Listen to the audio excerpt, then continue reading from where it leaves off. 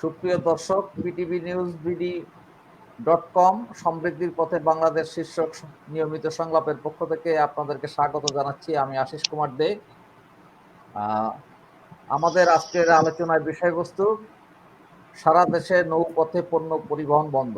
আপনারা জানেন যে নৌযান শ্রমিকদের দুটি সংগঠনের আহ্বানে আজ রাত 12:01 অর্থাৎ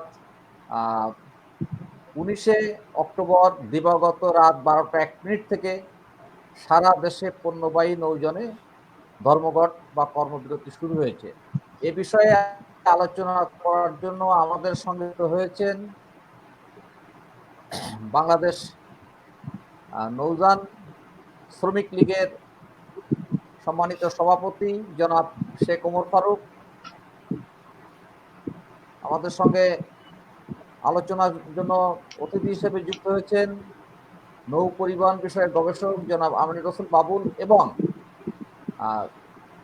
নৌ শ্রমিক অধিকার সংরক্ষণ ঐক্য পরিষদের আহ্বায়ক ও বাংলাদেশ লাইটারের শ্রমিক ইউনিয়নের সাধারণ সম্পাদক সৈয়দ শাহাদাত হোসেন। আপনাদের তিনজনকেই এই আয়োজনের পক্ষ থেকে স্বাগত। ধর্মঘট বা কর্মবিরতি আমরা যাই বলি না কেন, শ্রমিকদের আহ্বানে ইতিমধ্যে সারা দেশের সব ধরনের পণ্যবাহী নৌযানে পণ্য পরিবহন বা নৌযান চলাচল বন্ধ হয়ে গেছে। চট্টগ্রাম বন্দর ও মোংলা বন্দরে আউটার যে কোনো কাজ হচ্ছে না, অর্থাৎ একটি ঝাঁকুনির মধ্যে পড়েছে আমাদের নৌ পরিবহন সেক্টর। আমি আলোচনাটা শুরু করতে চাই ওমর ফারুককে দিয়ে। জনাব শেখ ওমর ফারুক, আপনারা যে ধর্মঘট বা কর্মবিরতি ডাকলেন, মালিকদের সঙ্গে বৈঠক করলেন, তার ফলাফলটা কি? আপনাদের মূল দাবিটা কি জনাব শেখ ওমর ফারুক? দাদা আদাব। আজকে আমাদের এই আলোচনায় এবং আপনার এই সঞ্চালনায় আমন্ত্রিত অতিথি, আমি মনে করি প্রধান অতিথি আমিনুল রসুল, আমাদের শ্রদ্ধেয় দাদা এবং নদী গবেষক, দীর্ঘদিন উনি এই নদী সম্বন্ধে অনেক গবেষণা করে আসছেন।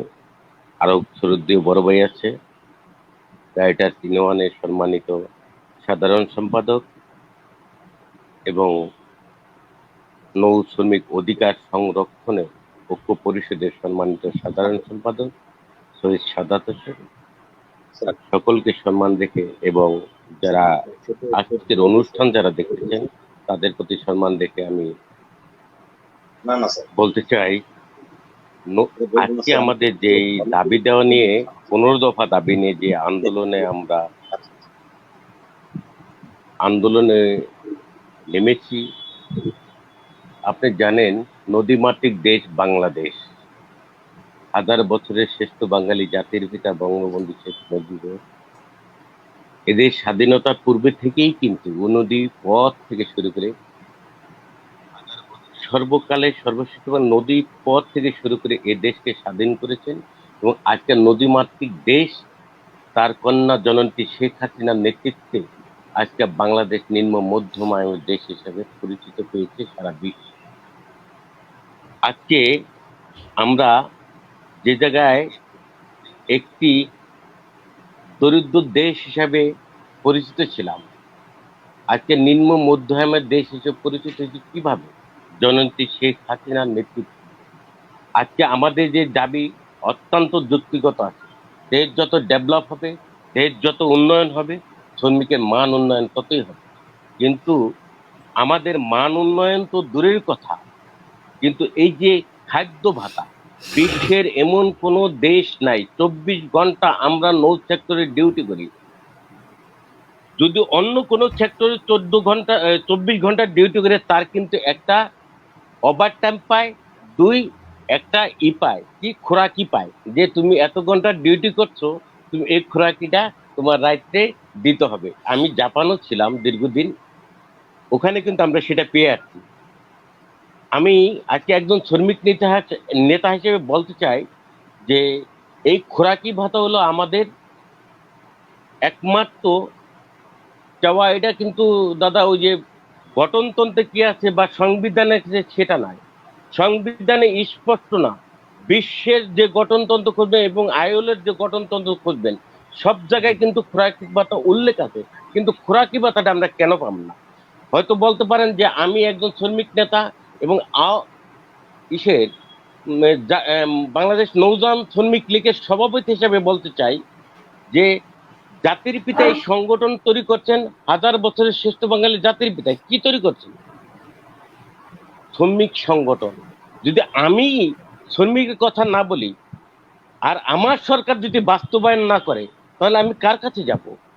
এখনই তো শ্রমিকের চাওয়া এবং পাওয়ার উপায়, যেহেতু আমরা নিম্ন মধ্যমায় দেশে পরিণত হয়েছি, আমাদের মাননীয় প্রধানমন্ত্রী কিন্তু আমাদের খাদ্য ভাতাটা উনি দেওয়ার জন্য কিন্তু অধীর আগ্রহ বসে আছে, কিন্তু আমরা কেন আদায় করতে পারছি না? আদায় করতে একমাত্র পারছি না কেন?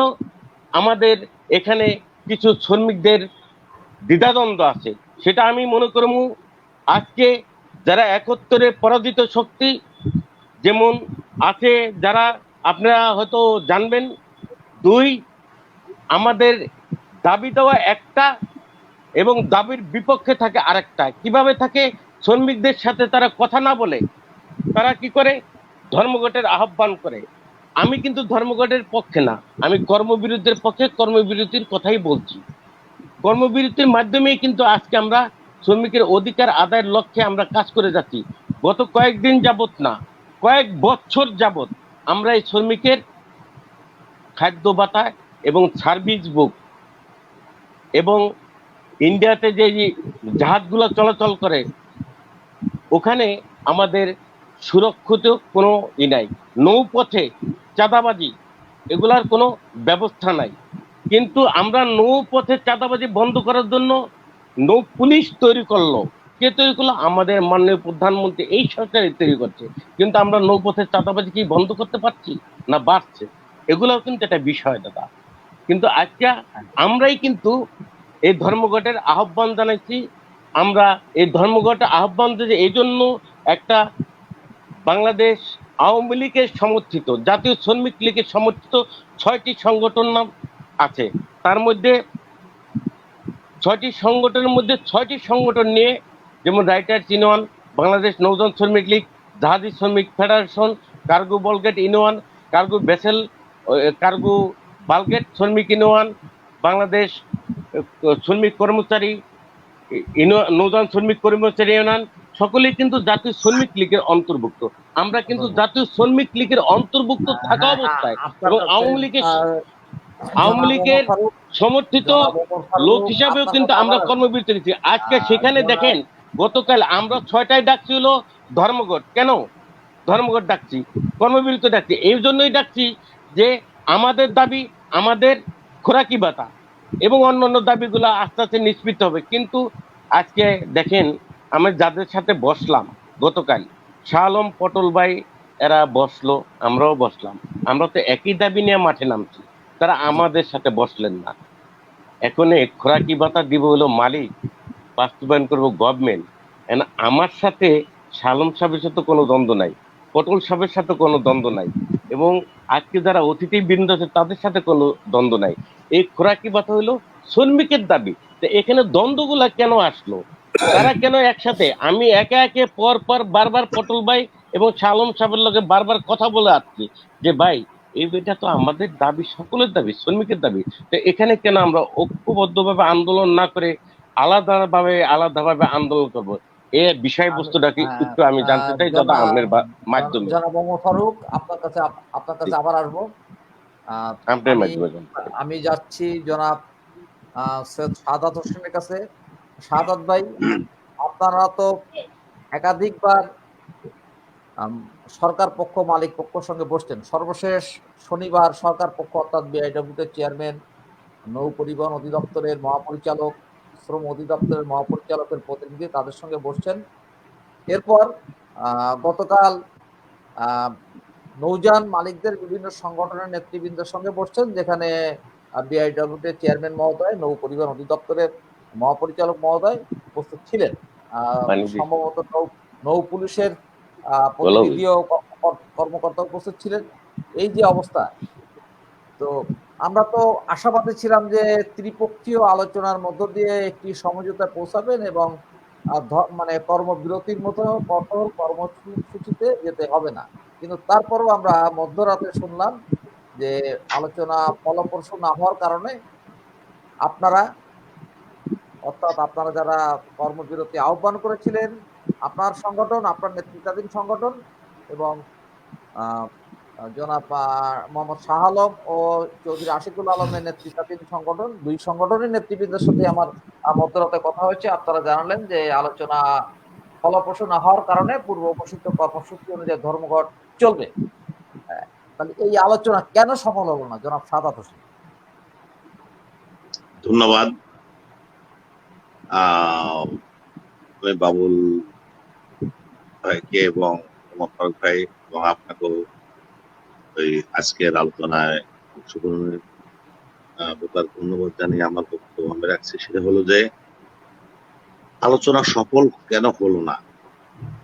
এখন আমরা যারা আলোচক ছিলাম, খাদ্য ভাতা সহ আমাদের 15 দফা, খাদ্য ভাতা সহ নৌযান শ্রমিক ফেডারেশনের 11 দফা, এই দাবি নিষ্পত্তির জন্য মালিক পক্ষ এবং সরকার পক্ষের বিভিন্ন প্রতিনিধি যারা ছিলেন, আমার শ্রমিক পক্ষ যারা ছিলাম, এদের ভিতর দাবি আমরা করেছি। দাবি বিষয়টি নিষ্পত্তি মানে দিবেন হচ্ছে মালিক পক্ষ, আর মধ্যস্থতা করবেন সরকার পক্ষ।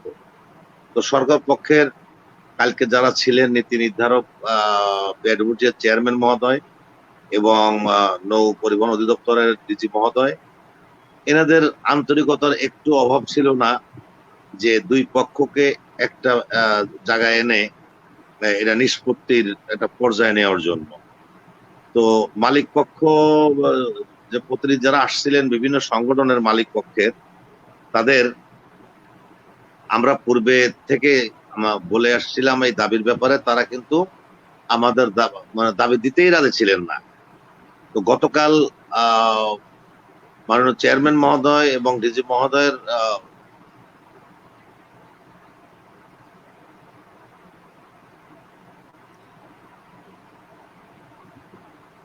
আলোচনার প্রেক্ষিতে জিনিসটা কি হলো, ওনারা সময় চাইলেন, একটা কমিটি করে দেওয়ার জন্য বললেন যে ত্রিপক্ষ একটা কমিটি করে দেওয়া হোক, মালিক প্রতিনিধি, সরকার প্রতিনিধি এবং শ্রমিক প্রতিনিধির সমন্বয়ে এটা সময় বেঁধে দেওয়া হোক, তারা যেটা ধার্য করবে সেটা আমরা প্রদান করব। কিন্তু এই সময়টা তো আমাদের শ্রমিক নেতৃবৃন্দের কাছে ছিল না। এই জন্য ছিল না, সেটা হলো যে আমরা এই দীর্ঘদিন যাবৎ এই খাদ্য ভাতা এবং আমাদের উল্লেখিত দাবিগুলো নিয়ে আমরা আলোচনা করে আসছি। এবং আপনারা জানেন যে 2019 সালের 27শে নভেম্বর আমরা যখন কর্মবিরতিতে ছিলাম, ওই সময় সকল শ্রমিক সংগঠন এবং মালিক সংগঠন ডেকে আমাদের গণপ্রজাতন্ত্রী বাংলাদেশ সরকারের মাননীয় শ্রম ও কর্মসংস্থান প্রতিমন্ত্রী বেগম মনিরুল সুফিয়ান, শ্রম মন্ত্রণালয়ের সচিব মহোদয় সবাই এবং বিআইডব্লিউটির চেয়ারম্যান, তৎকালীন চেয়ারম্যান মহোদয় এবং চিফ ইঞ্জিনিয়ার নৌ পরিবহন অধিদপ্তর এবং আরো অন্যান্য প্রতিনিধি ছিলেন সরকার পক্ষের। সেখানে অলরেডি বিভিন্ন পর্যায়ে আলোচনায় এই যে দাবিটা নিষ্পত্তি হয়ে গেছিল একরকম, অর্থাৎ মীমাংসিত দাবি। শুধু কার্যকর হওয়ার যে অপেক্ষাটা, এটা মালিক পক্ষ দিতে চাননি। আবার বিগত দিনে যে করোনা মহামারী এখনো চলছে, এই বিষয়গুলো আমরাও মাথায় রেখে আমরা কিন্তু দাবি করে আসছিলাম, কিন্তু ওনারা দিতে চাননি। আরো দুঃখের বিষয় হলো যে এই যে করোনা মহামারীর সময় করোনা সংক্রমণ প্রতিরোধের জন্য যে রসদ বা সরঞ্জাম দেওয়া দরকার, এইগুলো মালিক পক্ষ আমাদের দেয়নি। এবং এই আমি গত একটা অনুষ্ঠানে বলেছিলাম আপনার এই চ্যানেলে যে দেশের 80% পণ্য নৌপথে পরিবাহিত হয়। এই লকডাউনের পর থেকে একটা জাহাজও কিন্তু বসে নাই, জাহাজ চলেছে। আমরা দেশের উন্নয়নের চাকা, চাহিদার যে রসদের চাকা আমরা সমুন্নত রেখেছি। আমাদের দুর্ভাগ্য মাননীয় প্রধানমন্ত্রী যে ভাবে আন্তরিকভাবে কাজ করছেন এবং আপামার মানুষের জন্য যে কাজ করতে চান, সেই জায়গা থেকে আমরা কেন জানি আমরা নৌ সেক্টরের এই শ্রমিক বৃন্দ ওনার এই অনুগ্রহ, ওনার যে একটা এই ভালোবাসার বিষয় থেকে অনেকটা বঞ্চিত। আর কেন বঞ্চিত কি সরকারি কর্মকর্তা যারা আছেন মন্ত্রণালয়ে বা অধিদপ্তরে বা সংস্থায়, তাদের মেসেজ কি মন্ত্রণালয় ঠিকমতো পৌঁছায় কিনা আমার জানা নাই। তো যা হোক, এক পর্যায়ে আমরা বঞ্চিত। তো এখন সর্বশেষ যে ফয়সালা কেন হলো না, একবারে ফয়সালা দ্বার প্রান্তে এসে ফয়সালাটা হয়নি, সেটা হলো আমাদের নৌদা শ্রমিক ফেডারেশন এবং আমাদের পক্ষ থেকে বলা হয়েছিল আগে পরে যে এখন একটা অঙ্ক দেয়া হোক অন্তর্বর্তীকালীন, এরপর একটা কমিটি করে দেয়া হোক, যেটা মালিক পক্ষ বলেছেন। ওটা আমরাও মেনে নিয়েছিলাম যে কমিটি এক মাস সময় নিয়ে যে খাদ্য ভাতার যে মাত্রা ধার্য করবে ওইটা আমরা মেনে নেব, যেহেতু ত্রিপক্ষীয় একটা কমিটি হবে। কিন্তু ওনারা এই উপস্থিত কোনো কিছু দিতে রাজি না হয়, এইটা হয়নি। কিন্তু আমার বিবেচনায় বলে যে এই কোটি কোটি টাকার জাহাজ আমরা পাহারা দেই মালিকদের, এইটুকু তাদের করা উচিত ছিল যে একটা অংশ অন্তর্বর্তীকালীন দিলে। আমরা তো অলরেডি একটা মাত্রা দিয়েছিলাম দাবি নামায়, ওনারা অন্তর্বর্তীকালীন দাবিটা দিয়ে একটা মাত্রা দিয়ে ওই কমিটি করে কিন্তু কালকে মীমাংসা করতে পারতেন। এই আন্তরিকতার অভাবটা কিন্তু মালিকদের পক্ষ থেকে ছিল, আমাদের পক্ষ থেকে কোনো আন্তরিকতার অভাব ছিল না। জনাব সাদাত এটা হলো হোসেন, আমার বক্তব্য। জনাব সাদাত হোসেন, আপনাদের তো এই দাবি দেওয়াগুলো শুধু মালিকের কাছে না, আপনাদের 15 দফা দাবি আমি পড়েছি, সেখানে কিছু দাবি আছে সরকারের কাছে। যেমন একটি গুরুত্বপূর্ণ বিষয় ছিল যে নৌ পরিবহন অধিদপ্তরের অধীনে অনুষ্ঠিত মাস্টারশিপ এবং ড্রাইভারশিপ পরীক্ষায় প্রশ্নপত্র ফাঁস হয়, অনিয়ম হয়, দুর্নীতি হয় এবং সেখানকার এক শ্রেণীর অসাধু কর্মকর্তা কর্মচারী কর্তৃক নৌযান শ্রমিকরা নানা রকমের হয়রানির শিকার হয়ে থাকেন। তো এই দাবি তো মালিকরা পূরণ করবে না, এই দাবি তো পূরণ করবে সরকার, অর্থাৎ নৌ পরিবহন অধিদপ্তর বা নৌ পরিবহন মন্ত্রণালয়। আপনাদের গতকালের আলোচনায় তো অধিদপ্তরের নতুন ডিজি মহোদয় উপস্থিত ছিলেন, এ সম্পর্কে কি সেখানে কোনো আলোচনা হয়েছে? এই বিষয়ে আলোচনা হয়েছে, সামান্যতম আলোচনা হয়েছে।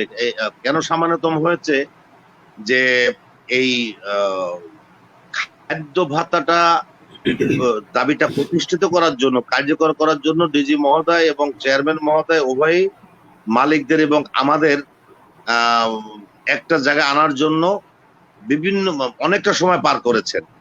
তো এক পর্যায়ে যখন আমাদের আলোচনা চলাকালীন যখন কথাটা আমরা তুলেছিলাম, তখন আমরা যেমন দালাল চক্রের কথা বলেছি, পরীক্ষার দুর্নীতির কথা বলেছি, সার্টিফিকেট নবায়ন করতে গেলে সেখানে একটা হয়রানির কথা বলেছি। হ্যাঁ, তো এই বিষয়টি তিনি বলেছেন যে আপনাদের খাদ্য ভাতাটা আগে আমরা একটা জায়গায় নিয়ে আসি, এরপরে অল্প সময়ের ভিতরে আমরা আবার বসে আপনারা সুনির্দিষ্ট অভিযোগগুলো নিয়ে আসবেন, আনলে আমরা ওইটা আমরা যথাযথ ব্যবস্থা নেব এবং স্বল্প সময়ে যেভাবে কাজ করতে যায়। যে দিদি মহোদয় বলেছিলেন যে বেরোবোর্ডের চেয়ারম্যান এবং আমি ডিজি আমরা সমন্বয় করে আমরা সেবার মানটা আরো সামনের দিকে নিতে চাই আপনাদের সহযোগিতায়, এই কথাগুলো হয়েছিল। কিন্তু এই খাদ্য ভাতার ব্যাপারটা নিষ্পত্তি না হতে আমরা আগাইতে পারিনি। জি, বুঝতে পারছি। আপনাদের এই আলোচনার মুখ্য বিষয়টা ছিল খাদ্য ভাতা, ওইটাকেই সর্বোচ্চ অগ্রাধিকার দেওয়া হয়েছিল। আপনার কাছে আবার আসবো। জনাব আমিনুর রসুল বাবুল, আপনি জানেন যে ইতিমধ্যে শ্রমিক সংগঠনগুলোর আহ্বানে সারা দেশে পণ্যবাহী নৌযানে কর্মবিরতি শুরু হয়েছে, অর্থাৎ চট্টগ্রাম এবং মোংলা বন্দরে মাল ওঠানামা বা অন্যান্য যে কাজ নৌযান শ্রমিকদের যে কাজগুলো, সেই কাজগুলো সব বন্ধ হয়ে যাওয়ার কারণে দুটো বন্দর অচল হয়ে যাওয়ার উপক্রম হয়েছে এই সাময়িক সময়ের জন্য। সরকার পক্ষ উদ্যোগ নিয়েছিলেন, বিশেষ করে বিআইডব্লিউটি এর চেয়ারম্যান এবং নৌ পরিবহন অধিদপ্তরের মহাপরিচালক দুজনই অত্যন্ত আন্তরিকতার সাথে গত 3 দিন যাবৎ নিরলস পরিশ্রম করেছেন। তারা দফায় দফায় শ্রমিক সংগঠনগুলোর নেতৃবৃন্দের সঙ্গে বৈঠক করেছেন।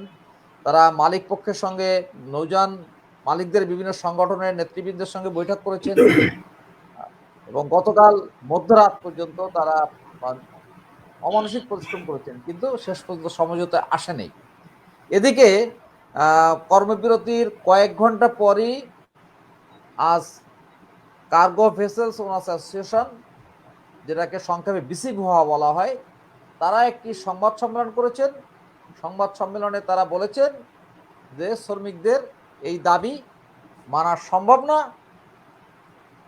যদি তারা কর্মবিরতি প্রত্যাহার না করেন তাহলে তাদের সঙ্গে কোনো আলোচনা হবে না। এমনকি তারা হুঁশিয়ারি দিয়েছেন যে আগামীকাল থেকে এই ধর্মঘটি শ্রমিকদের বেতন ভাতা, খোরাকি ভাতা সব স্থগিত এবং প্রয়োজনে তারা জাহাজ চলাচল বন্ধ করে দেবেন। জনাব আমিনুর রসুল বাবুল, আপনার মূল্যায়ন। ধন্যবাদ দাদা। আমি শারীরিকভাবে খুব অসুস্থ, তারপরেও গত কয়েকদিন এই নৌযান শ্রমিকদের কর্মবিরতি এবং ধর্মঘট যেটাই বলেন না কেন ক্লোজলি মনিটর করতে গিয়ে আপনি আজকে আবার বলেছেন যে এই বিষয়ে যেহেতু দেশের একটা অচল অবস্থা সৃষ্টি হয়ে গেছে, আমাদের এই বিষয়গুলি আলোচনা করা দরকার। আমি এবারকার বিষয়টাকে 3 ভাগে বিভক্ত করতে চাই। প্রথমত যে বিষয়টা সেটা হলো ওনাদের দাবিগুলি যদি একটু পুঙ্খানুপুঙ্খ আমরা বিশ্লেষণ করি, তাহলে একজন প্রধানতম দাবি হলো শ্রমিকদের জীবন জীবিকার দাবি। 2 নম্বর হলো তাদের পেশার সাথে সংশ্লিষ্ট কর্তৃপক্ষ নৌ পরিবহন অধিদপ্তরের সাথে তাদের কিছু দাবি, পরীক্ষা পদ্ধতি এবং সার্টিফিকেট ফিটনেসের বিষয়। 3 নম্বর দাবি হলো নৌযান মালিক এবং সেবাকারী প্রতিষ্ঠানের জন্য, যেমন দুর্ঘটনা মুক্ত নৌযান পরিচালনার জন্য ড্রেজিং, নৌ পুলিশ, তারপরে চুরি ডাকাতি, এই বিষয়গুলির বিষয়গুলি উল্লেখ করা হয়েছে। এখন দুটো দাবি ইচ্ছা করলে সরকার যে কোনো মুহূর্তে সমাধান করে ফেলতে পারতো। আমি জানি না 2016 থেকে শুরু করে 19 পর্যন্ত আন্দোলনের অনেক পর্যায়ে বৈঠকে 19-এ আসিয়া গত নভেম্বরে একটা সিদ্ধান্ত উপনীত হয়েছিল। সেই উপনীত হওয়ার ফলে আমার কাছে মনে হয়েছিল যে করোনাকালীন হলেও এই সময়ে সরকারের কাছে তাদের যে দাবিগুলি ছিল এগুলির একটা ফয়সালা হয়ে যেতে পারতো, কিন্তু সেটাও হয়নি। মানে এখানে শুধুমাত্র যে নৌযান মালিকরাই তাদের দাবিগুলি ইগনোর করেছে তা না, আমি দেখছি যে আমাদের সংশ্লিষ্ট কর্তৃপক্ষ দাবি নিয়ে আলোচনা করেনি। কারণ নৌ দুর্ঘটনার জন্য যে সমস্ত দাবিগুলি তারা উত্থাপন করেছে সেটাও আলোচনার টেবিলে আসেনি। 2 নম্বর হলো নৌযান মালিকরা, আমরা একটা কথা বলতে চাই, মালিক এবং শ্রমিক যৌথভাবে যদি তাদের সাংগঠনিক কাঠামো এবং ব্যবসা বাণিজ্যগুলিকে একসাথে সমন্বয় করে পরিচালিত করতে না পারেন তাহলে কিন্তু সব দিকে সমস্যা হবে। আমরা অতীতেও বলেছি, বর্তমানে বলছি এবং ভবিষ্যতে কথাগুলি বলব। কারণ আপনি যদি নৌযান শ্রমিকের পেটে দেন তাহলে আপনি পিঠে নিয়ে তাকে কাজ করাতে পারবেন, মানে বোঝা বয়াতে পারবেন। আপনি এত বড় একটা জাহাজ তার হাতে তুলে দিচ্ছেন, সে ক্ষুধার্ত হয়ে আপনার জাহাজ তো পরিচালনা করতে পারবে না। এবং সবচেয়ে বড় কথা হলো, আমি একদম বিশ্লেষণাত্মক জায়গায় যেতে চাই, অনেক বেশি বিশ্লেষণ হয়েছে, এগুলি নিয়ে অনেক কথাবার্তা হয়েছে। নৌযান মালিকরা যদি তাদের যৌক্তিক দাবিগুলি মনে করেন, যেহেতু ওনারা এগ্রি করেছেন এগুলি যৌক্তিক, তাহলে কেন পুনরায় আবার ওনারা সময় চান? এটা আমার কাছে একটা প্রশ্ন। আমি আজকে দেখেছি আমাদের প্রাক্তন মন্ত্রী শাহজাহান খান, উনি আজকে বলেছেন যে এবারকার ধর্মঘটের জন্য সরকারের চেয়ে বেশি দায়ী হলো নৌযান মালিকরা, কারণ তারা তাদের সঠিক দায়িত্ব পালন করেন। তাহলে আঙ্গুলটা কিন্তু দৃষ্টিভঙ্গি থেকে যদি দেখি তাহলে নৌযান মালিকরাই কিন্তু আজকের এই অচল অবস্থার জন্য দায়ী। তাহলে এই অচল অবস্থা থেকে নিরসনের রাস্তাটা কি? আমি একদম সোজা সাপটা কথা বলতে চাই। গত 3-4 দিন থেকে আমরা বলেছি এখানে মূল মুখ্য ভূমিকা পালন করতে পারে চালিকা শক্তি হলো সরকার, মানে আমাদের পরে অধিদপ্তর।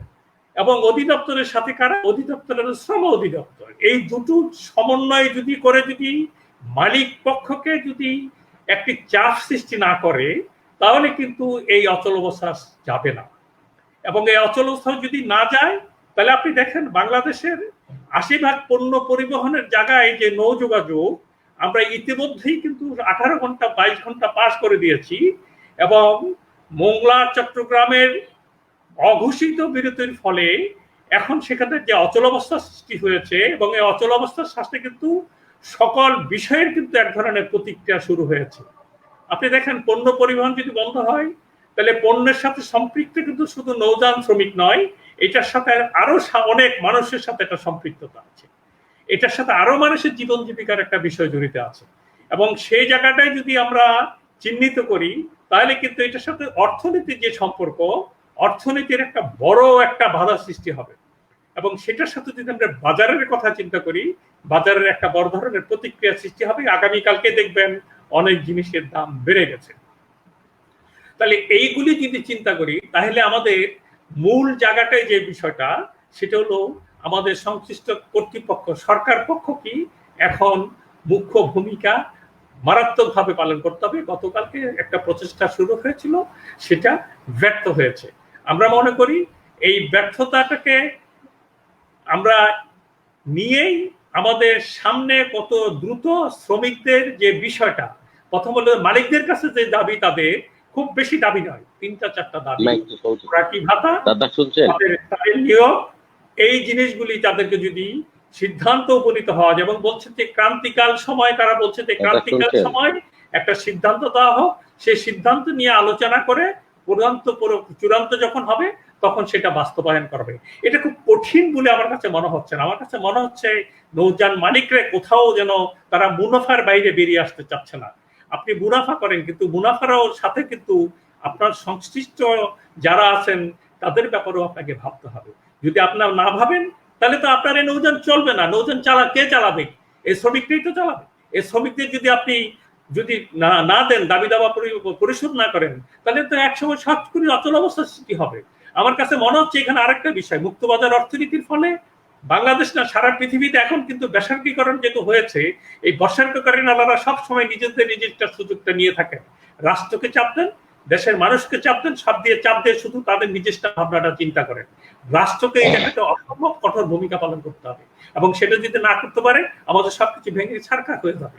আমি এই জায়গাটা খুব কঠোরভাবে বলতে চাই। ধন্যবাদ জনাব আমিনুর রসুল, আপনার কাছে আবার আসবো। জনাব ওমর ফারুক, এই যে ধর্মঘট বা কর্মবিরতি, আমরা যে ভাষায় বলি না কেন, কর্মবিরতি চলছে, এই অবস্থায় একদিন পার না হতেই, অর্থাৎ 24 ঘন্টার আগেই নৌযান মালিকদের একটি সংগঠনের শীর্ষ নেতৃত্ব তারা আজ সংবাদ সম্মেলন করে হুঁশিয়ারি উচ্চারণ করেছেন যে ধর্মঘটি বা কর্মবিরতি পালনকারী শ্রমিকদের মজুরি এবং খোরাকি ভাতা বন্ধ করে দেওয়া হবে আগামীকাল থেকে। আমিনুর রসুল বাবুল বললেন যে এই ক্ষেত্রে সরকারকে একটি কঠোর ভূমিকায় যেতে হবে, মালিকদের উপর প্রয়োজনে এক ধরনের নৈতিক চাপ সৃষ্টি করতে হবে যাতে তারা শ্রমিকদের ন্যূনতম দাবিটা মেনে নেয়। কিন্তু সংবাদ সম্মেলনে কার্গো মালিক সমিতির নেতারা বলেছেন যে চাপ সৃষ্টি করা হলে তারা জাহাজ চলাচলই বন্ধ করে দেবেন। এই এমন যদি পরিস্থিতি হয়, সেই ক্ষেত্রে আপনাদের করণীয় কি, জনাব শেখ ওমর ফারুক? দাদা, আমি বলবো আমিনুর রসুল ভাই যে কথাগুলো বলছে এবং আপনি যে প্রশ্নটা রাখছেন যে মালিক যদি আমাদেরকে চাপ সৃষ্টি করে, একটা জিনিস দেখুন, ইতিহাসের সবচেয়ে বড় জায়গায় সব জায়গায় লেখা আছে আন্দোলন এমন একটা জিনিস, আর সংগঠনের শ্রমিক আন্দোলন কোথায় থেকে সৃষ্টি হয়েছে। আপনি দেখে 1918 সালের কথাই মনে করেন না কেন, তারপরে বঙ্গবন্ধুর কথাই মনে করেন না কেন, 1969 সালে কিন্তু 12ই অক্টোবর জাতীয় শ্রমিক লীগ গঠিত হয়। বঙ্গবন্ধুর একটা লক্ষ্য উদ্দেশ্য ছিল, সেটা কি ছিল? যে শ্রমিক যতক্ষণ পর্যন্ত আমি ঐক্যবদ্ধ না করতে পারবো ততক্ষণ পর্যন্ত এই দেশ স্বাধীন করতে পারবো না। তা আজকে যে মালিকরা যে কথা বলছে, আমি মনে করি এরা বোকার স্বর্গে বাস করছে এবং এরা মূর্খতার পরিচয় দিচ্ছে। শ্রমিকদের সাথে কোনোদিনই পেরে ওঠার কথা না। এটা তো শ্রমিকদের দাবি দেওয়া হলো যুক্তি আছে, যদি একটা জায়গায় যুক্তি না থাকুক সে জায়গাটা আমাদের প্রমাণ করে দেখতে ডিনার নেতাদেরকে, সে জায়গায় আমরা তাদের সাথে আমরা মোকাবেলা করব। এখন এই বঙ্গবন্ধুর কন্যা জননেত্রী শেখ হাসিনার প্রধানমন্ত্রী দেশের রাজাকারের বিচার হয়েছে, আলবদর বিচার হয়েছে, বঙ্গবন্ধুর হত্যার বিচার হয়েছে এবং যারা এই দেশে অস্থিতিশীল করার চেষ্টায় লিপ্ত ছিলেন তাদেরও বিচার হয়েছে। এই মালিকরাও মনে করছেন আমাদের এই ধর্মঘটে যে ওনরা কিছু না দিয়েই পারবেন, এটাও কিন্তু আমি মনে করি ওনরা বোকার স্বর্গে বাস করছেন। আমি মনে করি যেহেতু আওয়ামী লীগ সংগঠনের অন্তর্ভুক্ত জাতীয় শ্রমিক লীগ, তার অন্তর্ভুক্ত নৌযান শ্রমিক লীগ যেহেতু ইনভলভ আছে এই আন্দোলনের সাথে, বঙ্গবন্ধুর কন্যা অবশ্যই সদৃষ্টিতে দেখবেন এবং এই জাতি এবং আপনাও বরণ করে নেবেন। শ্রমিকের দাবি দেওয়া, খোরাকি দেওয়া অবশ্যই পালন হবে, এটা আমি আশাবাদ ব্যক্ত করি। কোনোদিনই বঙ্গবন্ধু কিন্তু শ্রমিককে নিরাশ করেন নাই। আজকে মাননীয় প্রধানমন্ত্রী, চারবারের সফল প্রধানমন্ত্রী, উনিও নিরাশ করবেন না এবং আপনারা আমাদের পাশে থাকবেন। এবং খোরাকি ভাতা নিয়ে আমি নৌযান শ্রমিক লীগের পক্ষ থেকে এবং শ্রমিক অধিকার সংরক্ষণ ঐক্য পরিষদের পক্ষ থেকে আমি মনে করি যে আমি যুগ্ম আহ্বায়ক হিসাবে সাদা সাহেবের নেতৃত্বে আমরা এই খোরাকি ভাতা নিব, ইনশাল্লাহ আদায় করেই ছাড়বো ইনশাল্লাহ। এটা আমার লিজ্জ দাবি, এটা পেতেই হবে। আমরা বারবার মালিকের সাথে বসেছি, আজকে না গত 2 মাস যাবত কিন্তু তারা বলছে ধর্মঘটের আগে আপনারা এটা মেনে নেন। তারা বারবারই কিন্তু আমাদের সাথে কৌশল করছে। দুই, চেয়ারম্যান মহোদয়ের সাথে আমি আলাপ করছি দীর্ঘক্ষণ, যেহেতু সরকারের উনি একজন কর্মকর্তা, আমি একজন শ্রমিক নেতা, যেহেতু আমি সরকারি দল করি, শ্রমিক নেতা এবং সরকারের সাথে লিয়াজু করেই কর্তব্য এবং আমাদের মাননীয় শ্রম প্রতিমন্ত্রী তার সাথে দেখো যে আমাদের যে শ্রমিক লিডার আছে ফজলুল হক মন্টু, তার সাথেও কথা বলছি, কিন্তু তারা কিন্তু এই বিষয়টার কোনো গুরুত্বই দেয় না। কিন্তু এই বিষয়টা কিন্তু গুরুত্বহীন নয়। নৌ সেক্টর একটা বৃহত্তম সেক্টর, এটা যারা গুরুত্বহীন মনে করেন তারা কিন্তু অগুরুত্ব জায়গায় বসবাস করেন আমি মনে করি। আগামীতে আশা করি দাদা যে দায়িত্বটা আপনি পালন করতেছেন, আজকে আমাদের শ্রদ্ধেয় বড় ভাই আমিনুর রসুল ভাইয়ের সাথে আমার এই জীবনের প্রথম দেখা, আমি মনে করি আপনাদের দুজনের নেতৃত্বে এই নৌ সেক্টরের শ্রমিকরা উদ্ধার পাবে এবং বঙ্গবন্ধুর স্বপ্নের সোনার বাংলা গড়ার জন্য আমরা যখন রেলগাড়ি কোনো কিছুই ছিল না, পণ্যবাহী ট্রাক ছিল না, তখন কিন্তু এই নৌ সেক্টরেই ছিল। ইনশাল্লাহ এই নৌ সেক্টরেই আপনাদেরকে সহযোগিতা করবো এবং এই দেশবাসীকে ইনশাল্লাহ সহযোগিতার জন্য থাকবে। এই বলেই আমি আমার বক্তব্য এখানে বলছি। পুরোটাই আমার ডাকলে আবার আসবো। ধন্যবাদ শেখ ওমর ফারুক ভাই। জনাব সাদাত হোসেন, আজকে কার্গো মালিক সমিতির সংবাদ সম্মেলনে লিখিত বক্তব্যে সমিতির সাধারণ সম্পাদক বলেছেন যে এই ধরনের যে কর্মবিরতি এর পেছনে কোন ষড়যন্ত্র কাজ করছে, অর্থাৎ তিনি মনে করছেন আপনাদের যে মানে কর্মবিরতির যে আহ্বান বা যে কর্মসূচি আপনারা পালন করছেন, সাধারণ শ্রমিকরা পালন করছেন, সারা দেশে একটি গভীর ষড়যন্ত্র বাংলাদেশের নৌ পরিবহন খাতের বিরুদ্ধে, নৌ পরিবহন সেক্টরের বিরুদ্ধে। তো এই প্রসঙ্গে জনাব সাদাত হোসেন, আপনি একটি সংগঠনের সাধারণ সম্পাদক এবং এই যে একটি সংগঠনের মোর্চা, কয়েকটি সংগঠনের মোর্চা, তার আপনি আহ্বায়ক, আপনার মূল্যায়ন কি জনাব সাধারণ সম্পাদক কার্গো ভেসেলস ওনার্স অ্যাসোসিয়েশনের সম্পাদকের অভিযোগের প্রেক্ষিতে?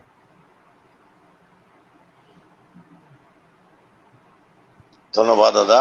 আমি এই সংবাদটি আমি চ্যানেলে দেখতে পেয়ে, প্রচার মাধ্যমে দেখতে পেয়ে আমি ফেসবুক গণমাধ্যমে আমি ওনার বক্তব্যকে বিষয়ে আমি তীব্র নিন্দা জানিয়েছি, প্রতিবাদ করেছি। একজন দায়িত্বশীল ব্যক্তি, বাংলাদেশের সবচেয়ে বড় একটা মালিক সংগঠন পণ্য পরিবাহী জাহাজের, তার প্রতি আমাদের শ্রদ্ধা সম্মান সবসময় প্রদর্শন করে আসছি।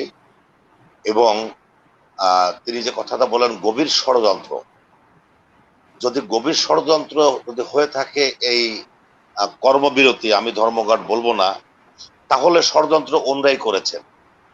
এজন্য করেছেন গণপ্রজাতন্ত্রী বাংলাদেশ সরকারের মাননীয় শ্রম ও কর্মসংস্থান প্রতিমন্ত্রী 2019 সালের 27 নভেম্বর বিষয়টি দীর্ঘ আলোচনায় এটা মার্চ 2020 থেকে কার্যকর হবে বলে ঘোষণাপত্র দিয়েছেন।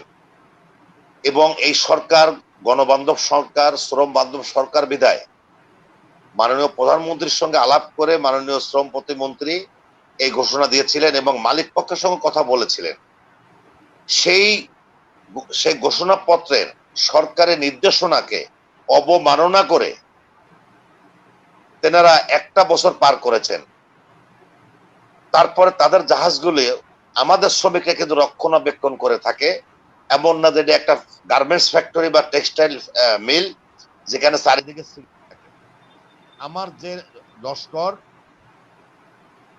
লস্কর ডিউটি করে, আমার যে লস্কর ডিউটি করে সারাদিন, সেই লস্কর আবার রাত্রে আবার সিকিউরিটি দায়িত্ব পালন করে।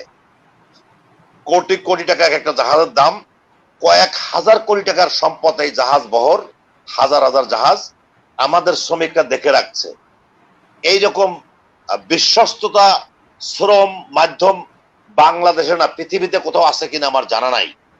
সেইখানে একজন দায়িত্বশীল একটা মালিক সমিতির, বাংলাদেশের সবচেয়ে বড় সংগঠনের মালিক সমিতির সাধারণ সম্পাদক বেতন বন্ধ করে দেব, খোরাকি বন্ধ করে দেব, এই কথাটা বলাটা এই গণতান্ত্রিক দেশে কতটা সঙ্গত হয়েছে এটা বিভিন্ন প্রচার মাধ্যমে দেশের নীতি নির্ধারকগণ দেখেছেন, তারা বিবেচনা করবেন। তবে আমরা এর তীব্র নিন্দা জানাই।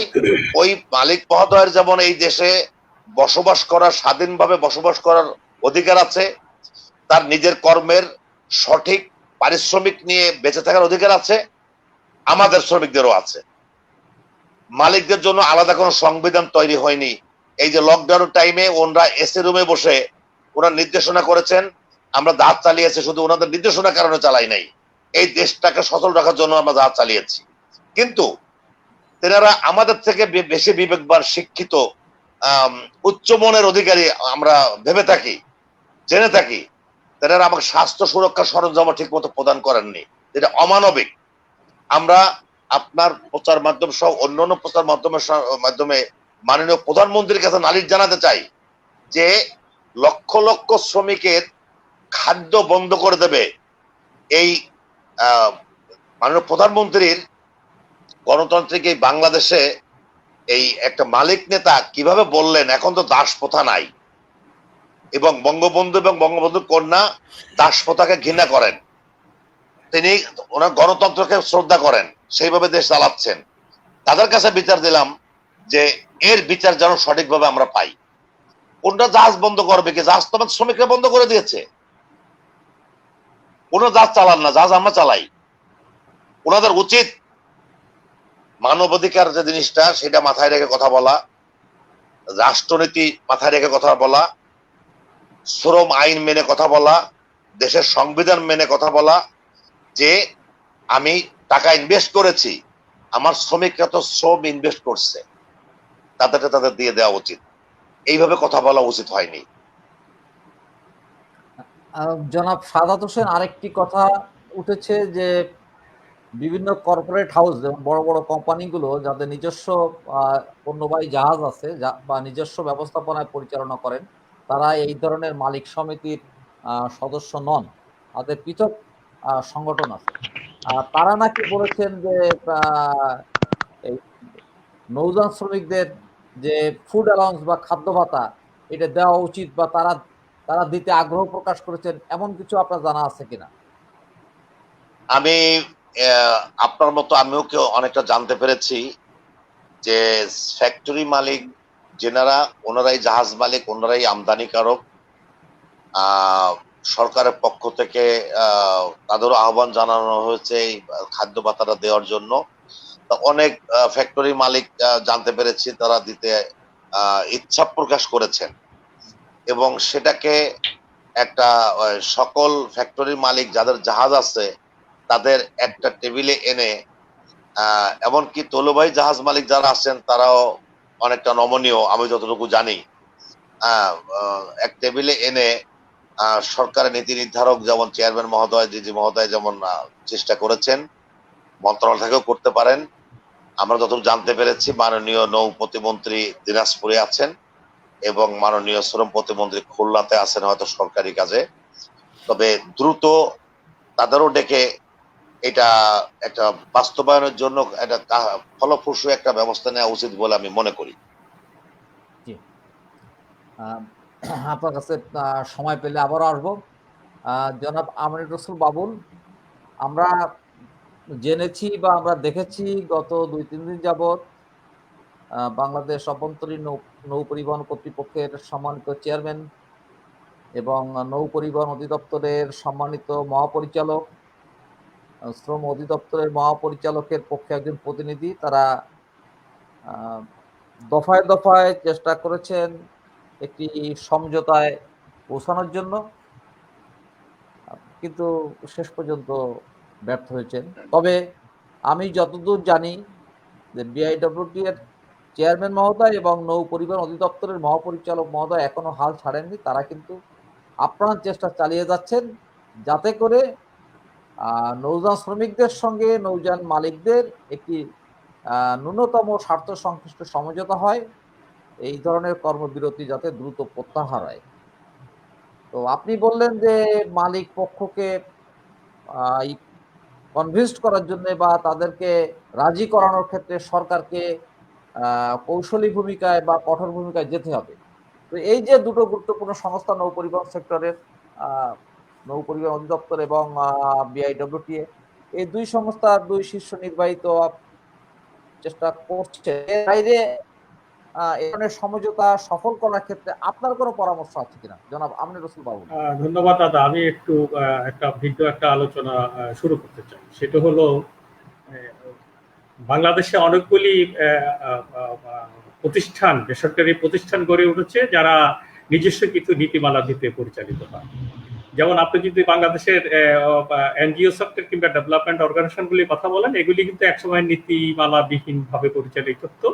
এনজিও গুলি এবং সমাজসেবা অধিদপ্তরের কারণে সেখানে মানব সম্পদ নীতিমালা তৈরি করা হয়েছে এবং সেটাকে কঠোরভাবে প্রয়োগ করা হয়েছে, এবং যার জন্য এই সেক্টরে যে সমস্ত কর্মীরা কাজ করেন তারা ন্যূনতম তার জব সিকিউরিটিটা পেয়েছে।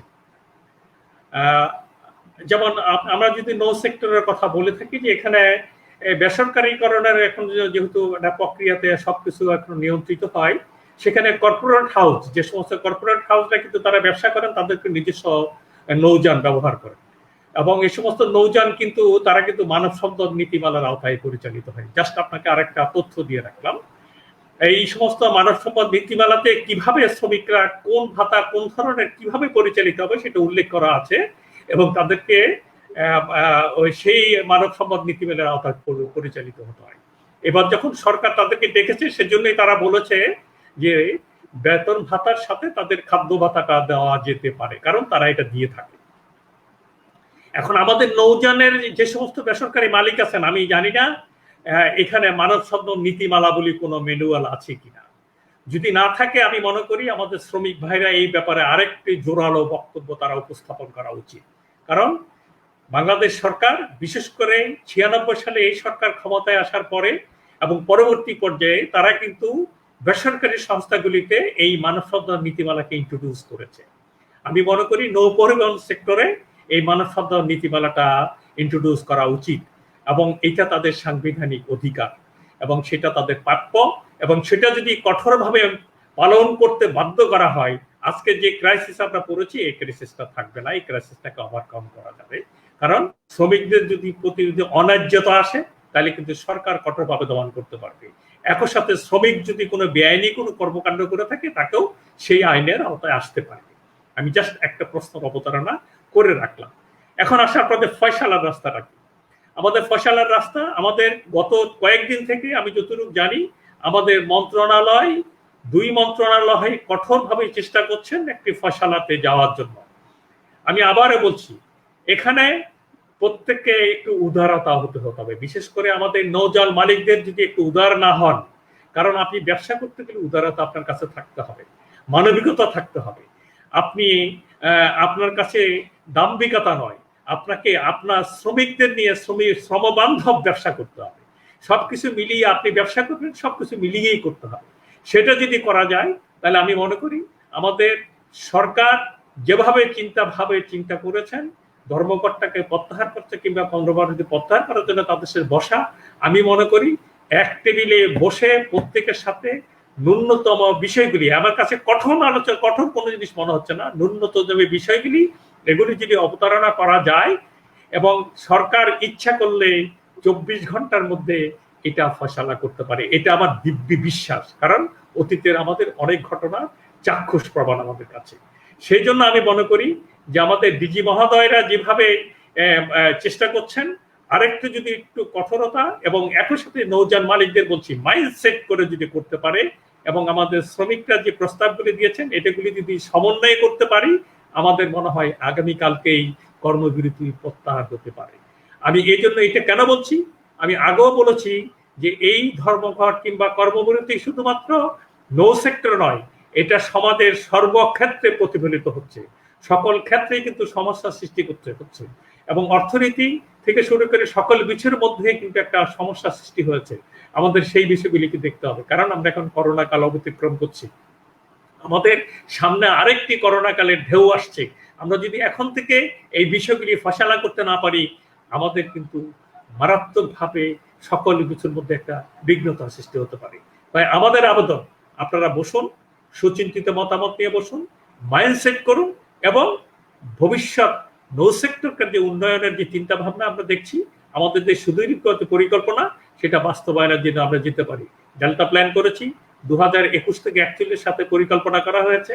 বাংলাদেশ মধ্য আয়ের দেশ থেকে ধাবিত হচ্ছে এবং আমাদের এবারকার যে বিভিন্ন রিপোর্টে যে আমাদের জায়গাটা আসছে, আমরা যদি এই প্রতিবন্ধকতাগুলি রাখি তাহলে আমরা সেই জায়গাটা যেতে পারবো না। সেজন্য আবার বলছি, সরকার তার এই পরিকল্পনাগুলি বাস্তবায়নের জন্য শ্রমিকদের যে ন্যায্য দাবি সেটার প্রতি মালিকদের সাথে বসে এটা ফয়সালা হওয়া উচিত। আপনাদেরকে অসংখ্য ধন্যবাদ। ধন্যবাদ জনাব ওমর ফারুক, আপনার কাছে আজকে শেষবারের মতো সময় মাত্র 2 মিনিট, শেষবার বলতে আজকের মতো শেষবার, সময় 2 মিনিট। চলমান পরিস্থিতি নিয়ে, আপনাদের কর্মবিরতি নিয়ে সরকারের কাছে আপনার আহ্বান, সরকারের প্রতি আপনার শেষ কোনো আবেদন, নিবেদন বা আহ্বান আছে কিনা? সময় 2 মিনিট, জনাব ওমর ফারুক।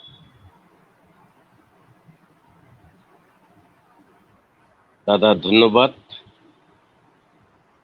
আশিকদা এবং আমিন রসুল ভাই যে সুন্দর বক্তব্য রাখছেন, আসলে এরপরে বক্তব্য থাকে না, কিন্তু একটা কথা বলতে চাই, আজকে আসলে মনে হয় আমরা দুজন গার্জিয়ান পেয়েছি, আপনার দুজন, আরেকজন গার্জিয়ান আছে এই সেক্টরে, মাননীয় বিআইডব্লিউটি চেয়ারম্যান।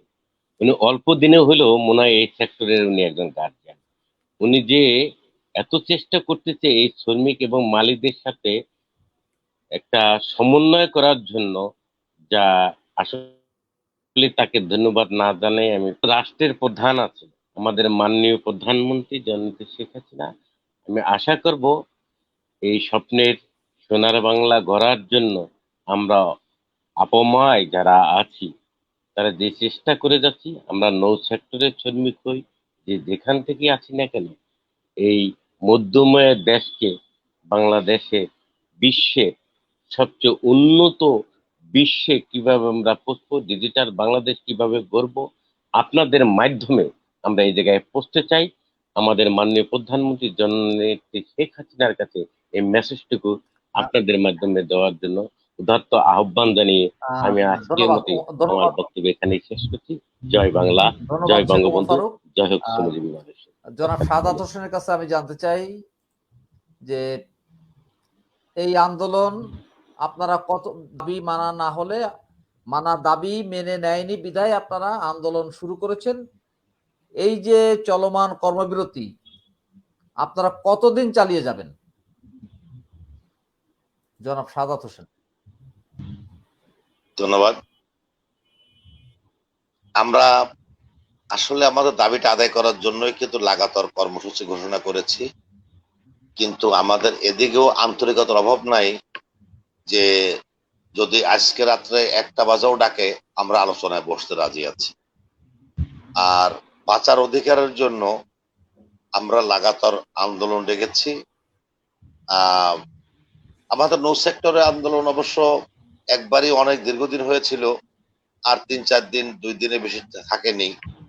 তবে আমাদের যদি বাঁচতে হয়, শ্রমিকদের যে পরিস্থিতি মাঠ পর্যায়ে, দ্রব্যমূল্যের যে পরিস্থিতি, তাতে করে আন্দোলন আহ দীর্ঘায়িত হোক এটা কামনা কখনোই করব না। যেহেতু জননেত্রী মানে প্রধানমন্ত্রী শেখ হাসিনা, বঙ্গবন্ধু শেখ হাসিনা আমাদের প্রধানমন্ত্রী, অবশ্যই কোনো না কোনো পর্যায়ে ওনার আহ কর্ণগোচরে যাবেন। আশা করি বেশি দিন আমাদের করতে হবে না। তবে আমরা এটুকু বলতে চাই যে বাঁচার জন্য আমাদের দাবি আদায় না হওয়া পর্যন্ত আমাদের ঘরে ফেরার কোনো পথ নাই দাদা। ধন্যবাদ। জি, ধন্যবাদ। জনাব আমিনুর রসুল, আপনার কাছে আমার শেষ প্রশ্ন। তার আগে আমি বলি যে আমাদের বর্তমান মাননীয় প্রধানমন্ত্রী, যিনি দেশের নদ নদী রক্ষা, বিলুপ্ত নদ নদী ও নৌপথ পুনরুদ্ধার এবং নৌ পরিবহন ব্যবস্থার উন্নয়নের স্বার্থে আপ্রাণ চেষ্টা করে যাচ্ছেন এবং তিনি উদার হস্তে এই সেক্টরে অর্থ ব্যয় করছেন, বরাদ্দ দিচ্ছেন। তিনি নিশ্চয়ই চাইবেন না যে নৌ পরিবহন সেক্টর একদিনের জন্যও অচল থাকুক। কিন্তু এই যে ধর্মঘট বা কর্মবিরতি চলছে, এটি যদি দীর্ঘায়িত হয়, যেটি আপনি আগেও বলেছেন যে দীর্ঘায়িত হলে আমাদের জাতীয় অর্থনীতিতে একটি নেতিবাচক প্রভাব পড়বে। আগামীকালই হয়তো অনেক পণ্যের দাম বেড়ে যাবে। আমাদের দেশের এক শ্রেণীর মুনাফালোভী ব্যবসায়ী, তারা সুযোগের অপেক্ষা থাকেন, তারা এই সুযোগটি কাজে লাগাবেন এবং পুরো দায়টা পড়বে নৌযান। এবারে ধর্মঘট বা কর্মবিরতিতে একটি ব্যতিক্রম দেখা যাচ্ছে। সাধারণত আমরা কি দেখে থাকি, কোন শ্রমিক সংগঠন যদি তাদের দাবি দেওয়া আদায়ের ক্ষেত্রে কর্মবিরতি বা ধর্মঘটের মতো কর্মসূচিতে যায়, তখন সরকার সমর্থিত সংগঠনগুলো সেই কর্মসূচি প্রতিহত করার চেষ্টা করে। এবার কিন্তু ব্যতিক্রম। এই যে নৌ শ্রমিক অধিকার সংরক্ষণ ঐক্য পরিষদ, এই পরিষদভুক্ত যে কয়েকটি সংগঠন আছে সেগুলো সব সরকার সমর্থিত, অর্থাৎ জাতীয় শ্রমিক লীগের অন্তর্ভুক্ত। অন্যদিকে নৌযান শ্রমিক ফেডারেশন সেটিও অনেক পুরনো সংগঠন এবং সেখানেও যারা নেতা আছেন, নেতৃত্বে আছেন, প্রেসিডেন্ট, সেক্রেটারি সহ অন্য যারা, তারাও অনেকে পোড়খাওয়া নেতা। তাদের প্রতিও শ্রমিকদের একটি বড় অংশ সমর্থন রয়েছে, আবার এনাদের প্রতিও রয়েছে। এবং দাবিটি কিন্তু খুব চমৎকার। এবার তাদের দুই পক্ষই কিন্তু অভিন্ন দাবিতে আন্দোলন করছেন। এর পরেও সরকার কেন দাবি মানতে চাচ্ছে না? আপনি কি এর পিছনে অন্য কোনো কারণ দেখছেন, জনাব আমিনুর রসুল বাবুল? দাদা, আমি প্রথম কথা হলো, এখানে সরকার পক্ষ কিংবা সরকার বিপক্ষের বিষয়টা হলো শ্রমিকদের স্বার্থ এবং তাদের ন্যায্য দাবি। এই জন্যই আমি মনে করি যে শ্রমিক নেতারা ঐক্যবদ্ধ হয়েছেন তাদের দাবির জন্য। আমি অতীতেও আমরা দেখেছি যে সরকারের চলমান যে সমস্ত প্রক্রিয়াগুলির সাথে উন্নয়ন এবং মানব অর্থনৈতিক কর্মকাণ্ডে সম্পৃক্ত, যেগুলি বাংলাদেশের দীর্ঘমেয়াদী পরিকল্পনার মধ্যে প্রতিফলিত হচ্ছে, তার মধ্যে আমাদের নৌ পরিবহন সেক্টর উন্নয়নের যে পরিকল্পনা, সেটা অন্যতম। এখন এই যে এখনকার যে অচল অবস্থা, এই অচল অবস্থা, আমি তো বলছি এই অচল অবস্থা নিরসনের জন্য একদম সহজ জিনিস, এটা একদম সহজ। এমন কোনো কঠোর কোনো অবস্থান না, কঠোর কোনো দাবি নাই, ন্যূনতম দাবি। এই দাবি পূরণ করলে মালিকের আমার মনে হয় যে তার লভ্যাংশের 1/2 বেশি দাবি বলে মনে হয় না। কারণ আমরা এটা অ্যানালাইসিস করে দেখেছি মালিক পক্ষ কি পরিমাণ মুনাফা করে। অতএব আমার কাছে মনে হচ্ছে এখানে কোথাও একটা সমস্যা আছে। সেই সমস্যাটা খোঁজার জন্য আমি মনে করি যে সরকারকে একটু দেখা দরকার। কারণ কেন মালিক পক্ষ এরকম অনড় হয়ে গেল, এইটা সরকারকে দেখতে হবে এবং এটার সাথে কোনো কিন্তু জড়িত আছে কিনা। কারণ সরকারের অনেক বিষয়কে কেউ না কেউ ডিস্টার্ব করার চেষ্টা করে। সেরকম কোনো ডিস্টার্ব হচ্ছে কিনা। আমার মনে হয় এই জিনিসটা সরকার দেখা উচিত, কারণ সরকার খুব আন্তরিকতার সহিত এবারকার পরিবহন অচল অবস্থা থেকে নিরসনের চেষ্টা করেছে। সেটা সরকারকে দেখতে হবে। আর আমি বলবো আবার বলবো যে আমাদের নৌযান মালিকরা মাইন্ডসেট করে এদের দাবি মানা উচিত। আপনাদেরকে অসংখ্য ধন্যবাদ। আসলে আমি অসুস্থ, জ্বর, আমি আগামীকালকে আমার, আপনি জানেন, আমার জন্য সবাই একটু দোয়া করবেন। আমার পরিবারের 3 জনই আমরা অসুস্থ। ধন্যবাদ সবাইকে। ধন্যবাদ জনাব আমিনুর রসুল বাবুল, ধন্যবাদ জনাব সৈয়দ সাদাত হোসেন, ধন্যবাদ জনাব শেখ ওমর ফারুক। প্রিয় দর্শক, আমরা এতক্ষণ কথা বলছিলাম নৌযান শ্রমিক সংগঠনগুলোর ডাকে চলমান পণ্যবাহী নৌযান ধর্মঘট প্রসঙ্গে। এই ধর্মঘট ফলে দেশে এক ধরনের একটি অস্থিতিশীল পরিবেশ সৃষ্টি হতে চলেছে নৌ পরিবহন সেক্টরে, এবং এই কর্মবিরতি যদি দীর্ঘমেয়াদী হয় তাহলে আমাদের জাতীয় অর্থনীতিতে নেতিবাচক প্রভাব পড়বে, যেটি আমাদের মতো সাধারণ আমজনতাকে দুর্ভোগটি পোহাতে হবে। আমরাও চাই এই অবস্থার অবসান হোক। সরকার পক্ষ আরো উদ্যোগী হলে মালিক পক্ষ হয়তো একটু নমনীয় হবেন। সেই ক্ষেত্রে শ্রমিক সংগঠনগুলোকেও তাদের শক্ত অবস্থান থেকে কিছুটা পেছনের দিকে তাকাতে হবে, যাতে করে সব পক্ষের উপস্থিতিতে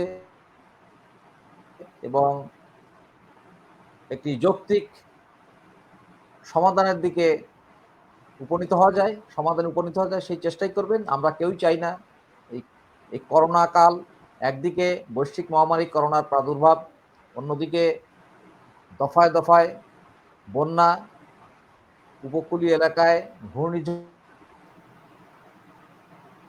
জলোচ্ছ্বাস, সব মিলিয়ে একটি বৈরী অবস্থার মধ্য দিয়ে আমাদের দিনাতিপাত করতে হচ্ছে। এবং করোনার দ্বিতীয় তরঙ্গ আগামী নভেম্বর মাস অর্থাৎ আগামী মাসেই আঘাত হানতে পারে বলে অনেক বিশেষজ্ঞ ইতিমধ্যে আশঙ্কা প্রকাশ করেছেন। তাই আমাদের আগাম প্রস্তুতি নিতে হবে, আমাদের টিকে থাকা লড়াইকে আর জোরদার করতে হবে। ভূপরিবহন নৌপরিবহন খাত দেশের অর্থনীতির অন্যতম চালিকা শক্তি। এই নৌ পরিবহন খাত যাতে কোনো অবস্থাতেই তার অভিষ্ট লক্ষ্য থেকে বিচ্যুত না হয়, সেদিকে লক্ষ্য রাখতে হবে।